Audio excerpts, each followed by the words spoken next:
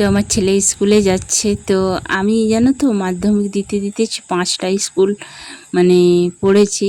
আর জন্ম পুরুলিয়াতে হলেও আমি ছেলেবেলাটা কিন্তু মেদিনীপুরে কাটিয়েছি। সেই গল্পটা আজ তোমাদের সাথে শেয়ার করব। তোমরা প্রথম থেকে শেষ অবধি ভিডিওটা দেখো। বৃষ্টি সব জায়গায় খুব হচ্ছে, তো সবাই তো জানালার ফাঁক দিয়ে দেখছো, তারপর শুয়ে শুয়ে দেখছো, চা খেতে খেতে দেখছো, চা কফি হাতে নিয়ে দেখছো, পকোড়ি খেতে খেতে চা বৃষ্টি উপভোগ করছো। কিন্তু ভিজে ভিজে কে কে উপভোগ করছো একটু কমেন্ট করে জানাবে।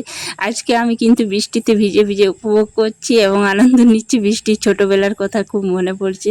তো আজকে ঠিক টাইমে বৃষ্টিটা হয়েছিল, মানে বৃষ্টিটা হয়েছিল, বাড়ির কাজ সব হয়ে গেছে, উঠোনের কাজটাই বাকি ছিল, আর নোংরা ফেলা বাইরে ফেলতে যেতে হয়, সেইখানে মানে ওইটুকুই বাকি ছিল। তো তার জন্য আমি কি করলাম, বৃষ্টিতে 8:30 মতন বাজছে, তো আমি উঠোনে বৃষ্টি না ছাড়ার জন্য আমি ভিজে ভিজেই উঠোনের কাজটা করে একদম নোংরা ফেলে এসে স্নান করব, সেই জন্য ভিজেও নিলাম। ছোটোবেলায় প্রচুর বকা খেতাম মায়ের কাছে বৃষ্টিতে ভিজার জন্য। কিন্তু বৃষ্টিতে ভিজে ভিজে কে কে স্নান করেছে ছোটোবেলায় কমেন্ট করে জানাবে। তো আমি কিন্তু স্নান করেছি সেই ছাদের থেকে যে জল পড়ে পড়ে, মানে কি বলে পাইপ দিয়ে জল পড়তো, সেটাতে নিয়ে সাবান মেখে আমি স্নান করেছি ছোটোবেলায়। খুব মজা হতো তখন, আর প্রচুর বকাও খেতাম, কিন্তু তার মধ্যেও করেছি খুব আনন্দ। তো সেই দিনের কথাটা মনে পড়ছে। তো আজকে বৃষ্টিতে ভিজে ভিজে সকালে কাজটা করে নিয়ে স্নানটা করব। আজকে যেহেতু একাদশী, বড় একাদশী আমার শাশুড়ি মা করেন, সেই জন্য আবার স্নান মানে মাথায় জল নিয়ে স্নান করতে হবে। তো খাবার করব। তো দেখো আমি কি করি বলতো, উনুনে প্লাস্টিকগুলো রেখে জ্বালিয়ে দিই, বাইরে ফেলি না, তাহলে মানে বাইরে নোংরাও হয় না আর আমাদের পরিবেশটাও পরিষ্কার থাকে, মানে ভালো থাকে। আর তারপর স্নান সেরে চলে এসেছি পুজো করার জন্য, ফুল তুলে নিয়ে এসেছি। তো বৃষ্টি বেশি ফুল হয়নি, তো কয়েকটা ফুল নিয়েই চলে এসেছি। এই দেখো, তো সব রকমই একটু একটু হয়েছে ফুল, সেইগুলোকে নিয়ে এসে পুজো করব। তো কলে জল নিয়ে নিচ্ছি। নমস্কার সবাইকে, কেমন আছো সবাই? আশা করি সবাই ভালো আছো। পাপিয়া আঁকি নতুন ব্লগ ভিডিওতে স্বাগত। আমরাও সবাই ভালো আছি। তো ভিডিওটা প্রথম থেকে শেষ অবধি দেখার অনুরোধ রইল। ভালো লাগলে অবশ্যই একটা লাইক করো, কমেন্ট করো আর সাবস্ক্রাইব করো। নতুন বন্ধুরা অবশ্যই সাবস্ক্রাইব করে আমার পাশে থাকো, আমিও তোমাদের পরিবারের যে পাশে থাকবো। তো পুরো ভিডিওটা দেখতে থাকো, আশা করি ভালো লাগবে। তো দেখো, ফুল আমি ধুয়ে নিচ্ছি, ফুল বালতিয়ে জল নেব ঠাকুরের পুজো করার জন্য। ফুলগুলো ধুয়ে নিচ্ছি একবার, তারপরে পুজো করব। ছোটোবেলার কথা বলতে মনে পড়লো, আমি কিন্তু জানো আমি পুরুলিয়াতে আমার জন্ম হলেও আমি মেদিনীপুরে ছেলেবেলাটা কাটিয়েছি। আর মাধ্যমিক দিয়েছি, 5টা স্কুলে পড়ে মাধ্যমিক দিয়েছি। তো কেন দিয়েছি সেই গল্পটাই করছি। তো বাবার সার্ভিস ছিল, ফরেস্ট ডিপার্টমেন্টের রেঞ্জ অফিসার ছিলেন। তো তার জন্য বদলির জায়গা ট্রান্সফার হতো এখানে ওখানে 1-2 বছর করে। তো আমি নার্সারি থেকে পড়েছি 3 পর্যন্ত একটা স্কুলে, পশ্চিম মেদিনীপুরে থাকতাম তখন। চাঁদাবিলা যে ফরেস্ট ডিপার্টমেন্টে থাকতো সেইখানেই ছিলাম আমরা। তারপর বদলি হয়ে এলো সেই পশ্চিম মেদিনীপুরেই, আমরা হাতিবাড়িতে থাকলাম।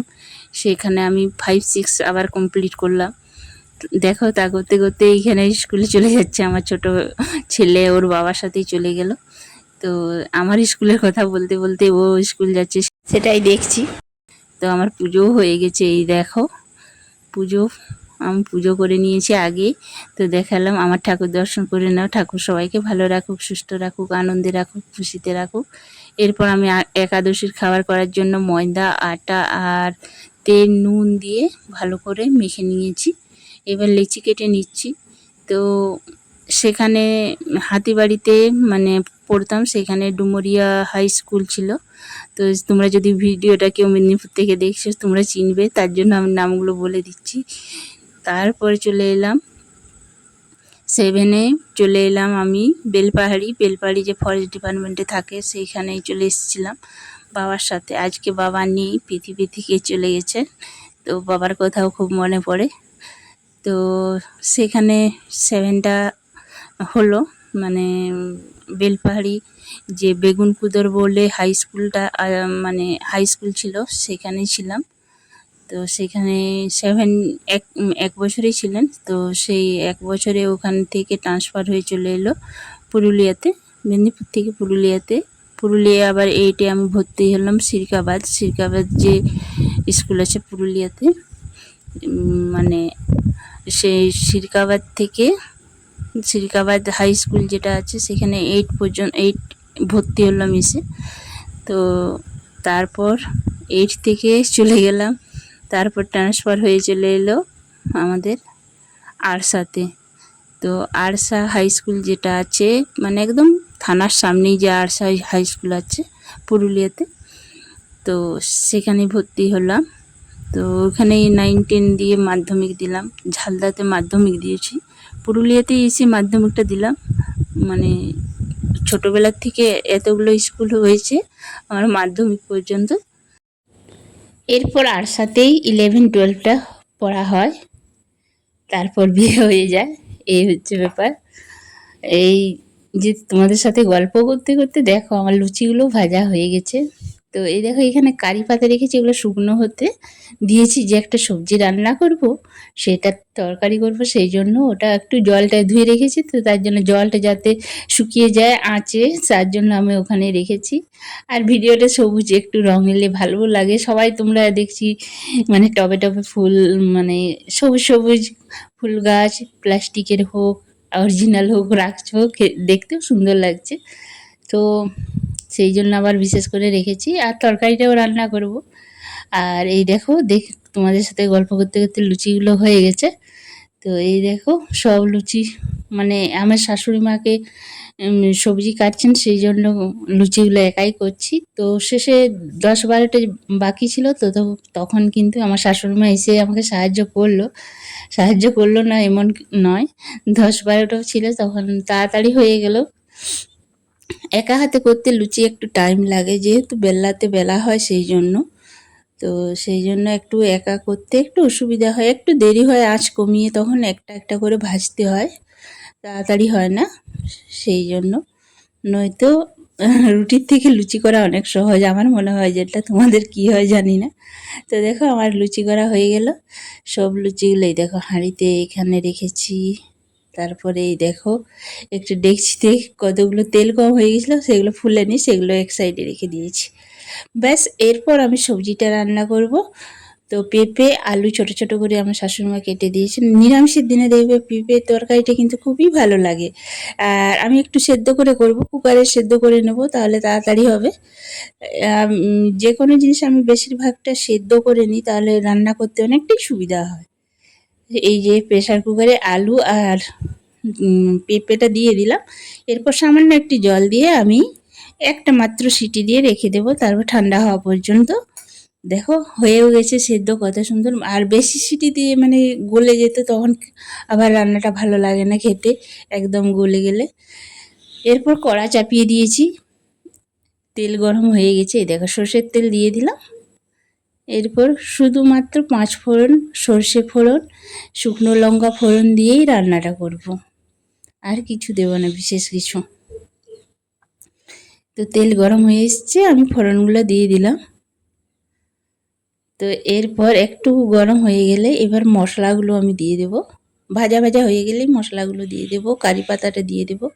এই দেখো কারি পাতাগুলো দেখছো শুকিয়ে গেছে একদম, তাহলে আমার দিতে সুবিধা হলো, নয়তো তেল ছিটকে যায় চারদিকটা। কাঁচা ধুয়ে জাস্ট মানে আমাদের তো বাড়ি কাছেই আছে, টপে আছে, তো ডাইরেক্ট ধুয়ে আমি মানে দিয়ে দিই, তখন ছিটকে তেলটা, তার জন্য আজকে তার আগে ধুয়ে রেখে আমি উনুনের কাছে রেখে দিয়েছিলাম।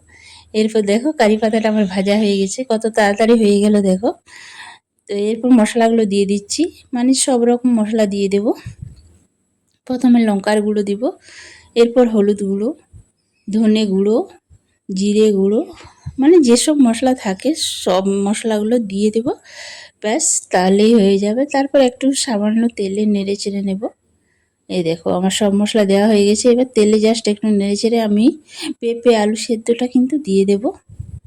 এভাবে একবার তোমরা বাড়িতে নিরামিষ পেঁপের তরকারি করে খেতে পারো, দেখবে খুবই সুন্দর লাগে। আর লুচি পরোটা তো সাথে তো মানে অসাধারণ, রুটির সাথেও ভালো লাগে না সে না, রুটির সাথেও খুবই ভালো লাগে। সকালবেলায় তো মানে নর্মাল পেঁপে আলু দিয়ে তরকারি খেতে রুটির সাথে খুবই ভালো লাগে। তারপরে দেখো আমি একটু নেড়ে চেড়ে নিলাম, এরপর পরিমাণ মতো নুন দিয়ে দিলাম। তো তো নুন দিয়ে ভালো করে 1-2 মিনিট মতন কষে নেব, মশলাটা মশলা গন্ধটা যাতে কাঁচা গন্ধটা চলে যায় তার ততক্ষণ পর্যন্ত। তারপর আমি সামান্য একটু জল দিয়ে আরও মিনিট 5 ফুটিয়ে নেব। তাহলে কী হবে বলো তো, পেঁপে আলুর ভিতরে মশলাটা ভালো ঢুকে যাবে, তাহলে খেতে ভালো লাগে। সেই জন্য কয়েক মিনিট ফুটিয়ে নেব ভালো করে। তো কষানো হয়ে গেছে, এরপর জল দিয়ে দিলাম। জল দিয়ে ভালো করে ফুটিয়ে নিচ্ছি। দেখো আমার মানে রান্নাটা কমপ্লিট হয়ে এসছে। তো শুকনো শুকনো এরকম তরকারিটা লুচি পরোটা রুটি সবের সাথেই ভালো লাগে। তোমরা একবার বাড়িতে কমেন্ট করে জানাবে কেমন হয়েছে, এরকমভাবে রান্না করে খাবে।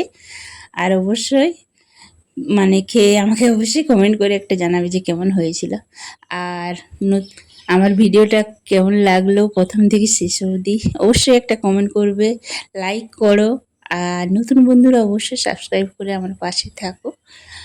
তো এই দেখো আমার পেঁপে আলুর নিরামিষ তরকারিটা। তো দেখো কতটা লোভনীয় হয়েছে, খেতেও দুর্দান্ত হয়েছিল। তো দেখো রান্না করতে করতে দিয়ে অনলাইনে জিনিস এসে গেছে, তো আমার ছেলে নিয়েছে। তো ভিডিওটা এই পর্যন্ত।